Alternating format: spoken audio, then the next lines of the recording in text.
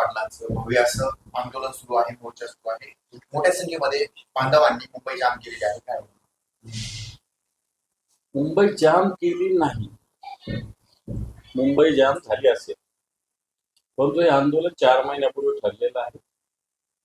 मराठा बांधवांची शक्ती काय, ताकद आहे हे सगळ्यांना माहिती आहे. आणि त्याच्यामुळं आपसुकच मुंबईमध्ये वेगवेगळ्या व्यवस्थेवर ताण पडलेला असू शकतो, परंतु याची खबरदारी आधीच सरकार किंवा जे कोणी संबंधित मंडळी त्यांनी घेण्याची आवश्यकता होती. परंतु भाजपच्या बऱ्याचशा नेत्यांनी असाही आरोप केलेला आहे, विरोधी पक्षांनी म्हणा किंवा विरोधातील तुमच्या युतीतील काही नेत्यांनी हे आंदोलन करायला लावलं होतं, त्याचा परिणाम राज्याला भोगावा लागतो आणि राजकीय दुश्मनी काढण्याचं एक साधन आहे. असं कोण म्हटलं भाजपचं? असे भाजपचे बरेचसे नेते बोलत आहेत. इव्हन एवढंच काय तर भाजपचे आमदार संजय केनेकर हे म्हटले की शरद पवारांचा हा सुसाईड बॉम्बर आहे म्हणून. संजय केनेकरचा जीव कुठं, शरद पवार कुठे, त्याचं कोणावर रिॲक्शन द्यायची हे पण पाहावं लागेल. दुसरीकडे सुप्रिया सुळे तिथे भेटायला गेला त्यावेळेस त्यांच्यावर आंदोलन चालून गेले आणि त्यानंतर बॉटल देखील फेकण्यासाठी फेकली असेल. त्यांनी आंदोलकांच्या भावना तीव्र आहेत एवढं नक्की आहे, परंतु त्याच्यातून फार सुप्रिया सुळेंना विरोध झाला अशातला म्हणजे सुप्रिया सुळे त्या ठिकाणी आंदोलन पाठिंबा द्यायला आले. मला असं वाटतं जे पाठिंबा द्यायला येतं त्याच्याशी आपण सगळ्यांनीच सामंजस्याने आणि व्यवस्थित वागलं पाहिजे असं माझं तरी मत आहे. भाजप केंद्रामध्ये भाजप आणि राज्यामध्ये देखील भाजप असताना आरक्षणाचा मुद्दा निघाला त्यावेळेस भाजपचे लोक म्हणतात की शरद पवारांची भूमिका काय हे सांगितलं पाहिजे. तर त्यावर सुप्रिया सुळे म्हणतात की 250 आमदार असून देखील तुम्ही शरद पवार केंद्रबिंदू आहे असं म्हणतात. बरोबर आहे ना, तुमची मेजॉरिटी राज्यात आहे, तुमचे तब्बल 230 का 35 आमदार आहेत देशात, तुमचे 300च्या 350 तुमच्या आघाडीला मतं पडतात. आता तुम्ही शरद पवार काय म्हणताय? शरद पवारजींनी 4 खासदार आणि 5-6 खासदार आणि 10 आमदार, याचं मत काय घ्यायची आवश्यकता? पण तुमचं बहुमत आहे त्याच्या बळावर ह्या मराठा बांधवांच्या भूमिका तुम्ही मान्य केल्या पाहिजे. दादा, शहर बारामध्ये मुंबईमध्ये किंवा राज्यातील विविध ठिकाणी बॅनर लागले. शिव्या देणाऱ्यांना लोक आठवणीत ठेवत नाही तर कर्तृत्व करणाऱ्यांना लोक आठवणीत ठेवतात असं आहे. हे फडणवीसांचे बॅनर आहेत, शिवभक्त नावाने ते बॅनर लावले. मला असं वाटतं एवढं जर केलं तर जरा एखाद्या शिवभक्ताने आपलं नाव लावायला पाहिजे होतं की मी हे लिहिलेलं आहे. का तुम्ही वेगवेगळ्या अननोन नावाने का लावता? अनामिक अनामिक म्हणून का लावता? नाव लावा ना, मग कोणी काय केलं त्याला उत्तर मिळेल ना. म्हणून या सगळ्या गोष्टी चोरून लपून, हे भाजपचं असंच आहे, चोरून लपून जे काही तोंडावर बोलायचं नाही. आता तुम्ही बॅनर लावले ना, आता लावता का तुम्ही? हे तुम्ही मराठा समाजाला कन्व्हिन्स करायला पाहिजे होतं. आणि ह्या सगळ्या झूट गोष्टी आहेत. बॅनरबाजीने काही प्रश्न सुटत नाही. बॅनरबाजीने तुम्ही मराठा बांधवासाठी काही केलं स्पष्ट होत नाही. तुम्ही या महाराष्ट्रामध्ये विद्वेष निर्माण करताय, या महाराष्ट्रामध्ये तुम्ही या प्रकारे अशांतता निर्माण करताय आणि मराठा बांधवावर तुम्ही अन्याय करताय. छगन भुजबळ यांच्या उपस्थितीमध्ये ओबीसी नेत्यांची बैठक पार पडणार आहे.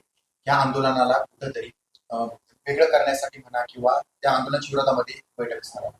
मला असं वाटतं ज्याला जे करायचं त्यांनी ते करावं. मनोज जरांगे पाटलांच्या नेतृत्वाखाली मराठा बांधव न्याय मिळवण्यासाठी आझाद. बाकी आता मनोज जरांगे पाटलांचे आंदोलन केल्यानंतर बाकी लोक जागे होत असेल तर त्याला आपण काही करू शकत नाही, तोपर्यंत झोपलेलेच असतात. पण मनोज जरांगे पाटलाचं काही सुरू झालं का मग हे आपले जे घंटे वाजवायला सुरू होतात. जरांगेंच्या आंदोलनावरून राज ठाकरे म्हणाले की याबाबतीत शिंदेनाच विचारा, तर त्यावर उत्तर देताना उदय सामंत म्हणाले शिंदे साहेबांनी करून दाखवले, त्यांना विचारण्याची गरज नाही. राजसाहेबांची भूमिका योग्य आहे, कारण या शिंदेंनी वाशीला येऊन अध्यादेश दिला होता, त्याचं काय झालं याचं उत्तर शिंदेंनी आज देण्याची आवश्यकता आहे. या शिंदेंनी आझाद मैदानावर छत्रपती शिवरायांची शपथ घेतली होती, त्याचं काय झालं याचं उत्तर देण्याची आवश्यकता आहे. आणि म्हणून राजसाहेब बोलले शिंदेंना विचारा. खरोखर शिंदेंना विचारलं पाहिजे की तुमच्या अध्यादेशाचं काय झालं, तुमच्या शपथेचं काय झालं. पण त्यांच्याच पक्षातले उदय सामंत म्हणतात की शिंदे साहेबांनी करून दाखवलं, त्यांना विचारण्याची आता गरज नाही. मग हे आंदोलन कशासाठी सांगा म्हणा तुम्ही? आंदोलक वेळ आहेत का? अरे तुम्ही दिलेल्या कागदाची अंमलबजावणी झाली नाही ना, हाच मुद्दा आहे ना. काय करून दाखवलं तुम्ही? कागद आणून दिला, गुलाल घेतला आणि गेला, आता काय?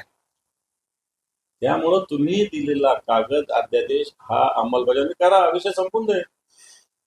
दादा, सरकारची भूमिका जी आहे ती आरक्षण देण्यासंदर्भात जर पाहिलं तर ओबीसी आरक्षणाला धक्का लागणार नाही, पण आम्ही समाजाचा विचार नक्की करू असं बोललं जाते. ओबीसी आरक्षणातून कुठल्याही प्रकारे हालचाल दिसत नाहीये आणि ही मागणी कायम आहे. त्यामुळे हा तिढा सुटू शकतो का, तुम्हाला काय वाटतं? 100% सुटू शकतं. आतापर्यंत ज्या नोंदी झाल्या त्यांना कुणबीचं दिलंय, कशातून दिलं? तसं त्या म्हणतात ना, ऑलरेडी मराठा समाज विदर्भामध्ये कुणबी आहेच, उत्तर महाराष्ट्रात कुणबी आहेच, मग तोच मराठवाड्यात व्हावा, तोच सातारा संस्थांच्या अंतर्गतचे जे सगळे भाग आहेत त्याच्यात व्हावा, अशा प्रकारची मागणी. भाजपचे चंद्रकांत पाटील म्हणतात की मनोज जरांगे यांच्या आंदोलनासाठी आलेल्या आंदोलकांनी सामान्य मुंबईकरांना ब्रिटिश धरणं चुकीचं आहे. का मुंबई काय या मराठ्यांची नाहीये का? फक्त मुंबईत राहणाऱ्यांच्या लोकांची का? मुंबई जी होती तिकडं मोरारजी देसाईच्या नेतृत्वाखाली गुजरातच्या आता ती मराठी बांधवांनीच महाराष्ट्रात आणली ना. त्यामुळे या महाराष्ट्र या मुंबईवर काय मराठी बांधवांचा महाराष्ट्रातल्या जनतेचा अधिकार नाही का? मुंबईच्या जनतेचा काय? मुंबईच्या जनतेने मला असं वाटतं मुंबईच्या जनतेनं मग सरकारवर प्रेशर आणावं की या आंदोलकांना घरी पाठवा, यांच्या मागण्या मान्य करा. काही लोक राजकीय पोळ्या भाजण्याचा प्रयत्न आंदोलनाच्या आडून करतायत, त्यामुळे पोळ्या भाजताना त्यांच्या तोंडाही भाजेल असं अप्रत्यक्षपणे फडणवीस म्हणतात. फडणवीस हे फडणवीसांच्याच पद्धतीनं बोलतात, स्पष्टपणे काहीच बोलत नाही. कोणाची राजकीय पोळी भाजती, कोणाचं तोंड भाजणार आहे? तोंड तर तुमचं सगळं भाजत आलंय, कारण तुम्ही याचं राजकारण करताय ना. तुम्ही ज्याचं राजकारण करताय तुम्ही याची उत्तरं दिली पाहिजे. महापालिकेकडून अजून मैदानाचं मंडप उभारण्यात येत आहे. 3 दिवसानंतर शांत सुट्याचं चर्चा सुरू आहे. ठीक आहे, देर आहे दुरुस्त आहे. भाजपचे राधाकृष्ण विखे पाटील म्हणतात मराठा बांधव आझाद मैदानावर एकत्र येत असतील तर त्याला गैर काही नाही, मात्र इतर ठिकाणी जाऊन दैनंदिन जीवन डिस्क्राईब करणार असाल तर समाजाची बदनामी होते, याचं भान त्यांनी ठेवलं पाहिजे. विखे पाटलांना म्हणा त्या ठिकाणी फक्त 5,000 लोकांना परमिशन आहे. ती 5,000ची परमिशन रद्द करा, तशी मर्यादा काढा, सगळे लोक आझाद मैदानात बसतील. CSMT परिसरामध्ये क्विक रिस्पॉन्स टीम दाखल झालेल्या आहेत. बऱ्याच ठिकाणी दोऱ्या लावणं अशा पद्धतीने काही कार्य सुरू आहे. हे 2-3 भागामध्ये संचारबंदी लागलेली आहे, मंत्रालय वगैरे भागामध्ये. त्यामुळे हे काही नवीन नाही. मला वाटतं मराठा बांधव आता मोठ्या प्रमाणात, कारण आता 4था दिवस आहे. मनोज जरांगे पाटील आता पाणी पिण्यास सोडत आहे आणि म्हणून या आंदोलनाची धग वाढणार.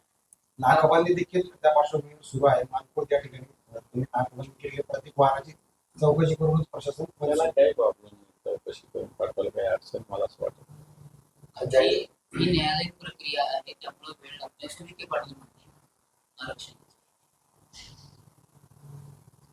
शिवसेनेचे 40-50 आमदार फोडले, अजून कोर्टामध्ये प्रकरण चालू आहे.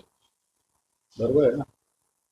तुमचं सरकार त्या फोडलेल्या आमदाराच्या बळावर त्यावेळेस चाललं, त्यावेळेस तुम्ही न्यायालयाची वेगवेगळ्या पद्धतीने सगळ्या गोष्टी केल्या. तुमच्या विधानसभा अध्यक्षांनी सगळे न्यायालयाचे निर्णय धाब्यावर बसवले. तुम्ही असं काहीतरी करा. भाजपचे नेते चंद्रकांत पाटील म्हणतात की जे मान्य होणार नाही त्यासाठी हट्ट कशाला. मनोज जरांगे यांच्या आंदोलनावर चंद्रकांत पाटील स्पष्ट मला तर मनोज जरांगे पाटील मान्य करून दाखवतील.